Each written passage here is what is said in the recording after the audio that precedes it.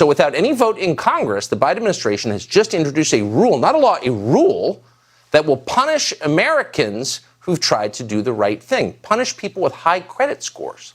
The people with high credit scores will pay higher fees on their mortgage payments to subsidize people who haven't maintained good credit. So these rules take effect on May 1st, whether you like it or not. And they mean that anyone with good credit, that's defined as a score of 680 or above, is going to have to pay roughly $40 a month extra on their mortgage fees than those with lower scores on home loans of around $400,000. So here's an example. If you have a FICO score of 620, you get a 1.75% discount on your mortgage fees.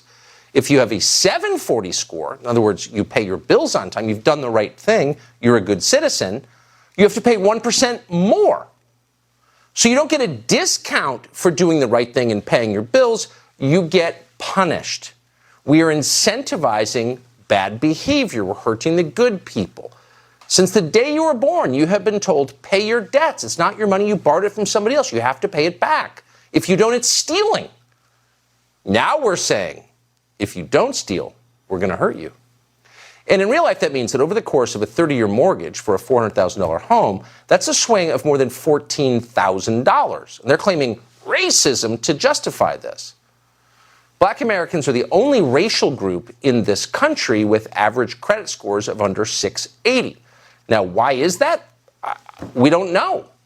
Whites, Hispanics, Asians have higher credit scores. Therefore, as you'd expect, the mortgage denial rate for African-American borrowers is higher than the overall population. It's double in this country's biggest markets. And that's the reason the suburbs have different demographics from the cities. That's called economics. Now, if you wanted to change that, you would encourage people to have good spending habits and pay back their debt. But they don't care about that, making people happier or getting them out of debt. No, they want to change the suburbs, make them denser, so there'll be more reliably Democratic voting. That's the bottom line. It's always about election results.